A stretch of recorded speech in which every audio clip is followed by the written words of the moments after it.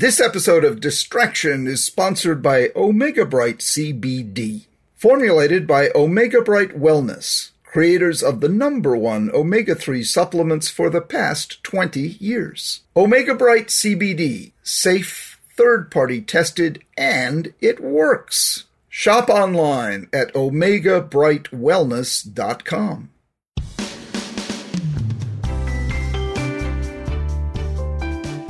Hello and welcome to Distraction.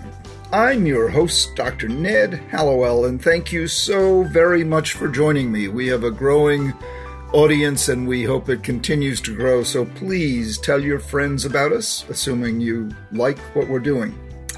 Today's show, we'll be doing one of my favorite episodes, responding to your emails and questions. So if you listen to these questions and enjoy them, please send us your questions. And as we normally do in these episodes, my producer, the inestimably wonderful Sarah Gerton, will read to me your emails so I can respond. So, without further ado, let me invite Sarah to read me the first email. Hey, okay, happy to be here. All right, this first email says, Hi, Dr. Hallowell. My son was diagnosed with dyslexia and ADHD in September. He also has sensory processing disorder, but now I'm wondering what he truly has since his symptoms are very similar between SPD and ADHD. Since learning this, I've read 8 books and changed his school. While he is better, I want to be sure to give him all the support and resources for him to navigate well through life's journey. I struggle to know how to best help him and what he really needs. He has had 3 years of occupational therapy, but we've hit a wall. What is the best way to get him on a path of treatment that is right for him? He is attending a school for kids with learning differences, though I'm not sure I can afford to keep him there as I'm a single, self-employed mom. He's a happy, amazing kid aside from the struggles he faces with the differences, but I don't want to make things worse. I love your podcast and it has helped me understand and sometimes given me ideas. Any advice for the bumbling parent? LB. Well, LB, first of all, you're anything but bumbling. Any parent who reads 8 books and changes a school and paying a tuition she can barely afford, I'd say is anything but bumbling. I would say you're a candidate for Mother of the Year. As for your son's problem, you didn't mention medication. You said he's had occupational therapy for the sensory processing disorder, I assume. But I didn't see any mention of medication. So sensory processing disorder, by the way, is not the one I would put at the top of the list in terms of ease of helping to improve. You want to make sure you really go after the ADHD, and often the SPD, the sensory processing disorder, will follow. And you've been doing the OT, the occupational therapy, so you've kind of nailed that one. And you said you've hit a wall, and I'm not sure what you meant by that. I can guess, he's stalling out, he's not doing well. So the 3 hallmarks of the treatment of ADHD are, #1, education. You want to know what it is and what it isn't.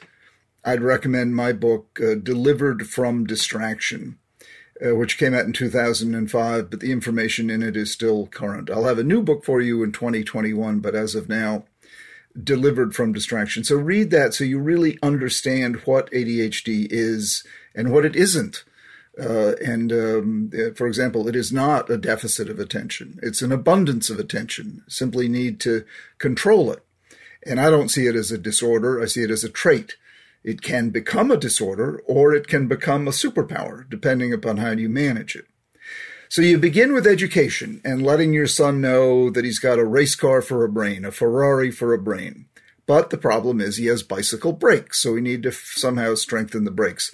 But you want to get him in a good frame of mind so he doesn't feel like he's being fixed, so he doesn't feel like he's being remediated, so he doesn't feel like he's fundamentally defective, which is what the term ADHD implies. Instead, tell him he's got a Ferrari engine with bicycle brakes, and there are many ways of strengthening those brakes. So, as I say, you start with education. Then a trial of medication makes a lot of sense unless it goes against your grain for some reason. And most parents say, I don't want to use medication, but they don't really know why they don't want to use medication. Their reasons are rooted in wrong information or lack of information or both. So talk with your doctor, and I would recommend a trial of medication. Remember, a trial of medication is just that. It's a trial. If it does anything you don't like, if he turns purple, you just stop the meds and it'll go back to his original color. So you don't want to proceed as if it were, a permanent intervention. If it works, and by work I mean he gets improved focus, improved control over his engine, with no side effects other than appetite suppression without unwanted weight loss. If you get that result, which you can achieve 80% of the time, then it makes everything else so much more easy to do. People often say to me, why don't we do a year or two of non-medication treatment before starting medication? And it's sort of like I say, fine, I'm happy to do that with you. I've written books about that. But it's sort of like saying, why don't we do a year or two of squinting before we try eyeglasses? Why not go to the proven intervention that is safe and effective? Why wait? Because it makes everything else you do more effective. And so then the third element, we have education, we have trial of medication, 80% of the time it will help. And the third element is coaching, which includes everything from, how to get up in the morning and get dressed, to how to make your bed, to how to plan your homework, to how to listen in class, to how to take notes if you're old enough to do that, to how to hand in papers on time, to how to stop procrastinating. All that comes under the heading of coaching. And that can be done by an ADHD coach. The de facto coach is you. It's the parent, usually the mother. The problem with that is as a child gets older, the coaching comes to feel like nagging. So what a hired coach does or a hired tutor does is what a mom would do minus the nag factor. So those would be my recommendations, but start with the recommendation of getting rid of your self-designation as a bumbling parent. You're anything but. Educate as to what ADHD is. I recommend my book, Delivered from Distraction. Consider your pediatrician for a trial of stimulant medication. And then bring in the coaching, addressing whatever the target areas of need are. Hope that makes sense, LB, and please give us follow-up. Love to hear how he's doing as time marches on. Okay, this email is from Diana. She wrote in part, "Hello, Dr. Hallowell. First, let me say how much your work has personally and professionally impacted my life.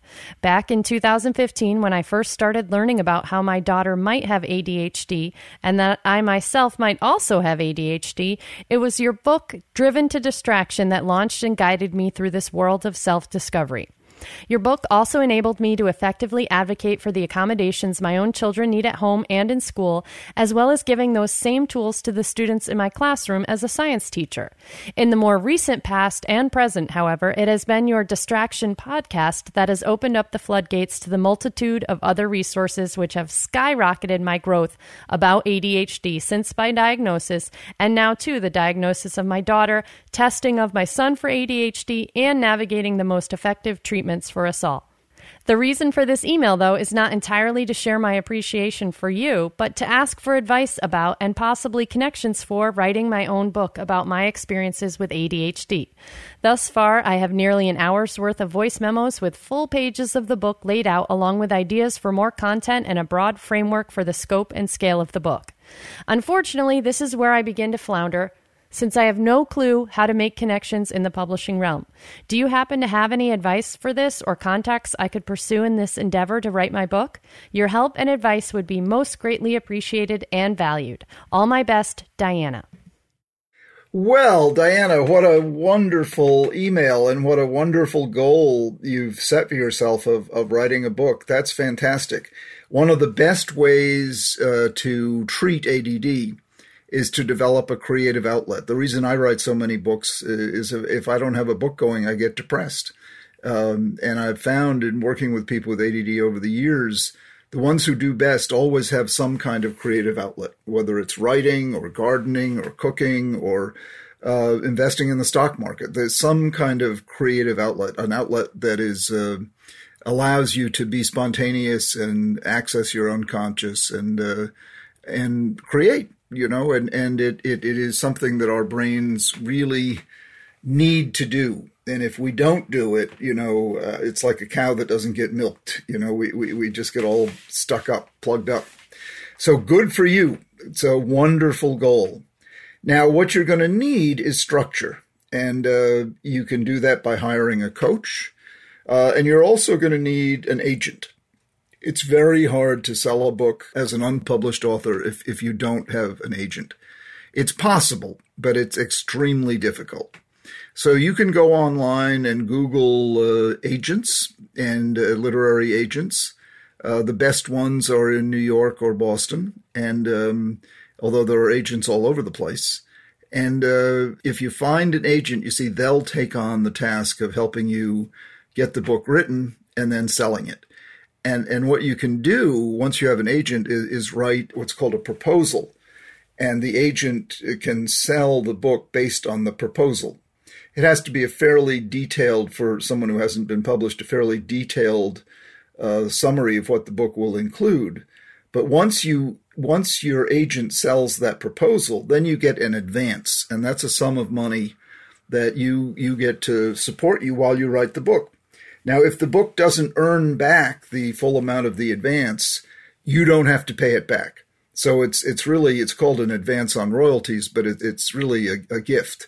You don't get royalties until the book earns out, as it's called, until it earns back the amount of money of the advance.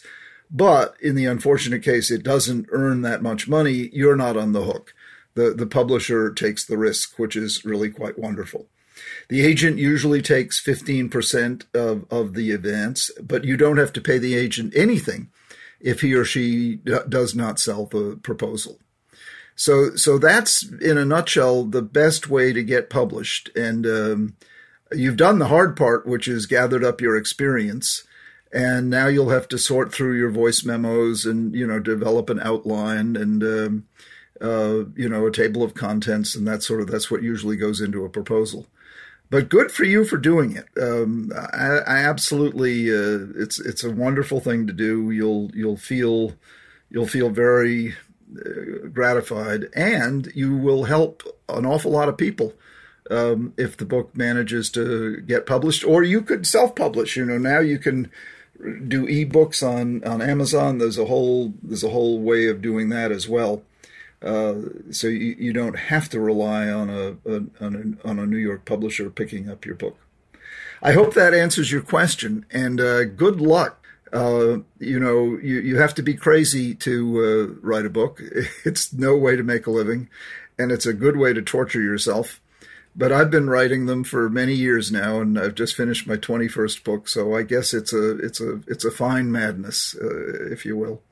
It's not a way to feel good, but it is a way to feel very fulfilled and satisfied. Hi there. I listen to your podcast on Spotify to help with my ADHD, OCD, and insomnia, which is an ongoing issue. I think I have other underlying problems, but that's another story. I'm constantly learning about it, and I'm doing online courses to understand my brain and others and how it all works. But I'm stuck, and as a result of COVID, became isolated with all my usual helpers, and I'm scared. I'm 24, female, in Melbourne, Australia. I live out of home at the moment in a share house on a noisy street and can't concentrate. I've decided to move back home because it seems to be my only option for a healthy and financially stable lifestyle. I am currently having a meltdown. My parents both obviously have undiagnosed ADHD along with my younger sister, but she has been diagnosed. The house is full of clutter, and I'm slowly trying to organize my old room, which is full of the classic hoarding of old clothes from all people from my family. She has another sister too. I suffer from OCD and like things to always have a place. I love self-learning and love how my brain works most of the time. I think I'm a genius, to be honest. I just cannot seem to understand what is a good decision. Do I move home, where the clutter is never ending and don't think it will ever be perfect? Will I be overwhelmed with a house full of ADHD? I can't think. I'm trying to be positive. I help people often. I'm kind and actually enjoy organizing. But this is so much that I'm currently living out of my car because I'm stuck in between the two houses. I'm stuck, I'm anxious, and I need help. What actions do I take? What advice do I listen to? Where do I look for help? Thank you for your help so far. Your podcasts make me feel safe wherever I'm sleeping at night. And she put in parentheses, a different bed every night. I hope you are well. I appreciate the work you do. Haley. Well, Haley, what a wonderful email and what an amazing young woman you are. Gosh, I can't remember the last email where someone said, I actually think I'm a genius. I love that you think you're a genius because you are. You know, genius just means extraordinarily talented in some domain or another. And I can tell just by reading your email, you are. What you need is what most of us with ADHD need, namely some structure. You need to take all these wonderful ideas and images and thoughts and feelings that are ping-ponging around in your brain all day and most of the night and shape them, direct them, organize them. You know, like I say, ADD, you've got a Ferrari engine for a brain, but with bicycle brakes. So your Ferrari is zinging all over the place, and you can't decide on where to land. You know, I think you need somebody to work with you, whether that could be a friend if you can't afford a professional help, or a coach, you know, probably costs something, or an actual medical professional to take you on and help you, you know, construct a game plan, so to speak. It's very hard to do it on your own. I would not. As for moving home, I assume the price is good, so that's an advantage. If you could create a space of the house that's yours, and if you could have it neat and tidy, then the chaos going on around you wouldn't necessarily be a problem. And if you all love each other, even if you're a little chaotic, that's fine. We can deal with chaos as long as there's good feeling. You want to have good feeling. You know, that force of connection is very formative as long as it's positive connection. You say you suffer from OCD. Sounds like that can help you, actually, if you use that to get organized and have things in place. But I think you really do need someone to sound off your ideas with and make some plans and set some goals. We really do well when we have goals. And then someone to hold you accountable. And that also helps if you can be held accountable. You have enormous potential. Believe me, for a 24-year-old woman, I can just tell from your email how much you've got going on inside that really zinging and zagging and zigging and zagging mind of yours. If you got some help, and then I would certainly consider a trial of medication. You didn't mention that in there, but you'll need an MD to help you with that. And when the meds work, they're amazing. They really work wonders. And if they don't work, you just don't take them, you know, and the stimulant meds are in and out of your system very quickly. So you can find out pretty fast if the meds will be helpful to you. And if they are helpful to you, and they help about 80% of people, then it makes all the rest of the interventions that you need so much easier. You know, when you can focus, it's like when you have eyeglasses. You can learn and do everything more felicitously. How's that for a word, felicitously? Thank you so much for writing to us, Haley. Please keep us posted on your progress and let us know if we can help you in any other way. You are a genius. Don't forget that. Okay, before we get to the next question, I'd like to take a moment and talk with you about our wonderful sponsor, Omega Bright CBD. As many of you listeners know, I've been taking Omega Bright CBD supplement for the past few months. It's the newest supplement from Omega Bright Wellness, creators of the #1 omega-3 supplements for the past 20 years, which my wife and I have taken for quite some time now. We really swear by them. Omega Bright's founder, Dr. Carol Locke, graduate of Harvard Medical School, and her team set the standards for purity, safety, and efficacy in the world of omega-3s, and have now brought that same commitment to excellence with their CBD supplement. I love the CBD because in my own case, it's helped me with my reactivity, my natural impatience. I can be very impatient, reactive, peremptory. And since I've started the CBD, that's sort of been blunted. I'm not like that. And it hasn't taken away any of my mental fastball at all. I encourage you to give it a try. You can find Omega Bright CBD online at omegabrightwellness.com, and Bright is spelled B-R-I-T-E. So omegabrightwellness.com. And as a special for Distraction listeners, the Omega Bright folks have given you a 20% discount off your first order, but you have to use the promo code PODCAST2020. That's pretty simple, PODCAST2020. So go to omegabrightwellness.com, order up some Omega Bright CBD and some fish oil while you're there, and you can also pick up some vitamin D. They also make that. And put in Podcast 2020 and you'll get 20% off.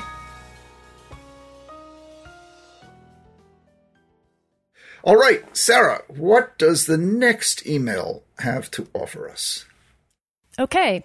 Hey, Dr. Ned. I don't have a question. I just wanted to give my thanks to you.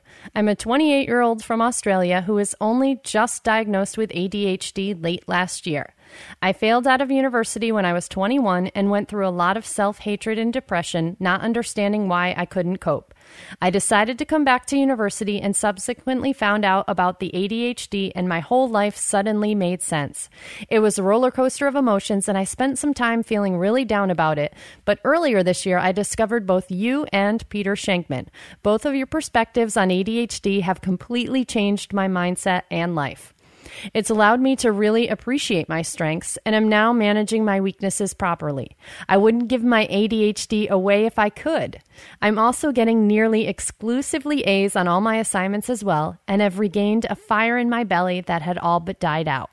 Anyway, that was a bit of a tangent. I was writing to you just to tell you that when I'm having a bad day or I'm feeling lost, I often go to your podcast and listen to an episode. I really like your short episodes where you give your thoughts on a topic. There's something about the way you talk about your experiences that calms me down and makes me feel like everything is and will be okay.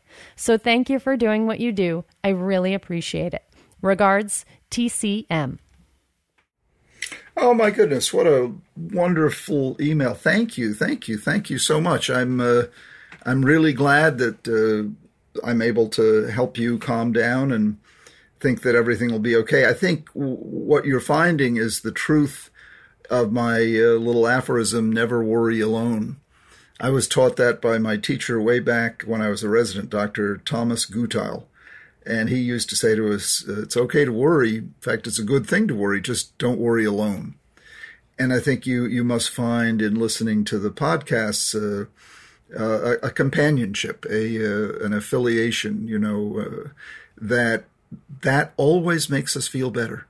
When we're alone, we globalize, we catastrophize, we lose hope. But when we're in connection, it doesn't have to be in person, like the podcast isn't in person.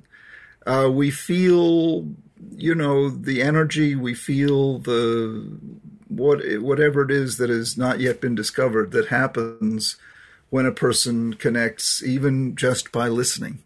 Because you're inputting, even though you're listening, you're also adding to my words with images, associations, thoughts, feelings, and if I started to describe the lake where my kids and I used to go growing up, you'll think of a lake that you go to, and that in and of itself will be calming and pleasant for you. You're clearly on your way to doing wonderful things. I'm so glad you discovered Peter Shankman. I'm so glad you discovered me. And, both Peter and I think of ADHD as something that if you manage properly can really enhance your life in a unique and wonderful way.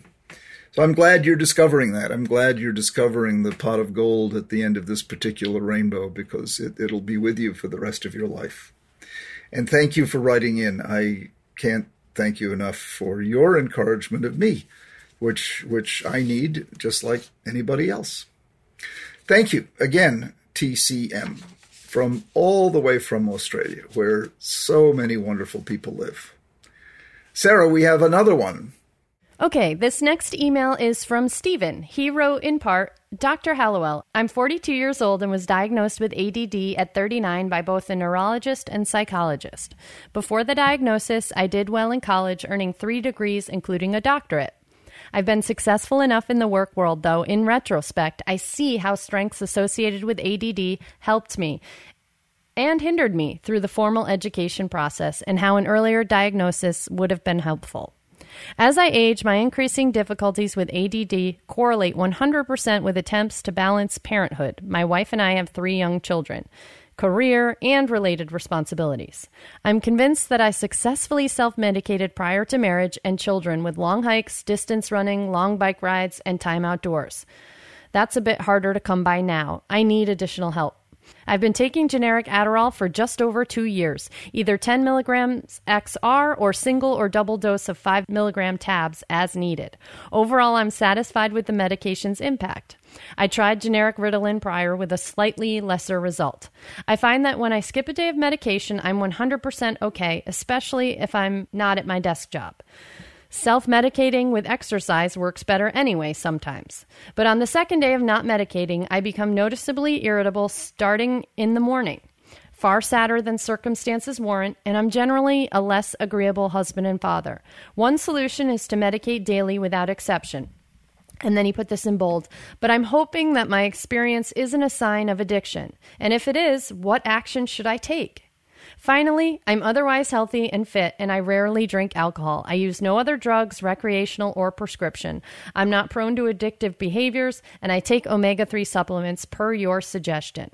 I do find that if I take an XR pill in the morning, I feel a drop-off late afternoon. I usually work through such or take a 5 milligram tab at onset of drop-off, especially if I plan to work or have meetings that evening. But taking medications too late in the day does affect my sleep. It kind of goes on from there, but that's the general question that he's asking. Okay, Stephen, you're obviously an incredibly talented person, as so many people with ADD are. And I'm really glad you got diagnosed and you got on medication. The fact that you feel funny after 2 days does not mean you're addicted at all. It just means you're having you're suffering from some residual side effects, but you're not addicted. If you were addicted, you would go into withdrawal. You'd have cravings. You'd become irritable. But I do think it means you need to tweak the medications. And what I would suggest is switching from Adderall XR to Vyvanse. It's amphetamine is the active ingredient in both, but with Vyvanse, the drop-off is smoother. And I found with most of my patients, when they switch from Adderall XR to Vyvanse, they don't have that crashing, as it's called, period when the medication is wearing off. You're managing it properly, by the way, to use the 5 milligram immediate release Adderall to temper that. And that I'm glad that's working well for you. Of course, exercise is the best of all in terms of self-medicating, so continue with the exercise. You might add in some meditation, which you can do 5 or 10 minutes once or twice a day. And don't forget the vitamin C, Vitamin Connect. So stay connected with the people you care about. That all will help with these raggedy, feelings that you can get. So push exercise, push meditation, push human connection. And I would tweak the medication in the way I just suggested to switch from the Adderall XR to Vyvanse and keep the immediate release Adderall toward the end of the day, but don't take it too late or you will get insomnia as you've experienced. Thank you, Stephen, and please stay in touch with us. Let us know what progress you make. Sarah, do we have any more? Okay, this last one is a voice memo that we received from a listener named Gray. Gray reached out to us several months ago, Ned, when you did your Meatloaf episode, and he wrote to us and told us that he is a fan of Meatloaf as well. Okay, here's what he recorded. Hello, Dr. Hallowell. Greetings to you again. This is Gray, your Meatloaf pal. I have a 4-year-old daughter, and we are working our way through classic kid-appropriate music. We've been listening to The Sound of Music recently. After listening to Maria and I Have Confidence a few times, it dawned on me. Have you ever heard a better or more musical description of ADHD? Someone who has trouble following rules, but is a joyously good person and is determined to succeed despite repeated negative feedback. Perhaps you can name a future book chapter, Holding a Moonbeam. I would love to hear your comments. Thanks. Well, thank you, Gray, and thank you for continuing our Meatloaf association. I hope you are experimenting. There are as many recipes for meatloaf as there are cures for hiccups. So, and sometimes meatloaf will give you the hiccups. One of my favorite meals. I love to pair meatloaf with a baked potato. I don't know about you, and then a nice salad or peas. But I don't often get to have the peas because no one in my family likes them. I love them, but I don't know how you feel about peas, but they go well with meatloaf and a baked potato. Anyway, yes, holding a moonbeam. Yes, that's wonderful, and I'm so glad you're introducing your daughter to the world of ADD in such a positive way, and which is indeed how it is. I think that's terrific. I love the image, wanting to do well and do right, but not really inclined to be a conformist and paint within the lines. So she will be carving out her own painting as the years go by, and with a wonderful father like you, and I'm sure mother as well, it will all be coming up roses and moonbeams for you all. Thank you so much, Gray, and please keep me posted both about your daughter and about your experiences in the world of meatloaf. All right.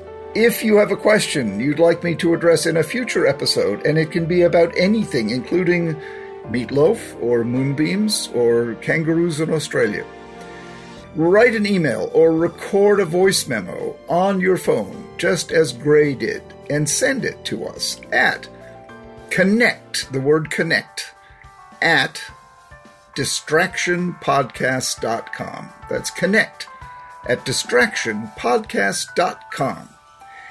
And if you're on Facebook, be sure to like the Distraction Podcast page.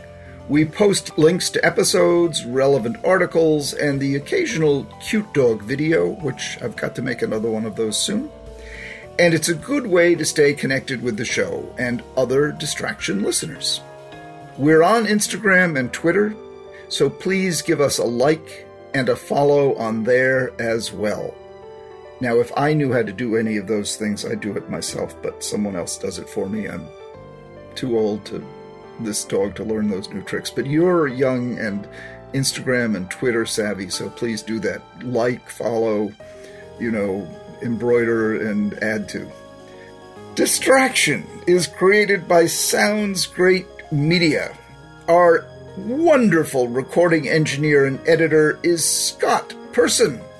And our producer is the estimable, irreplaceable, and always effervescent Sarah Gurton. This is Dr. Ned Hallowell saying goodbye for now.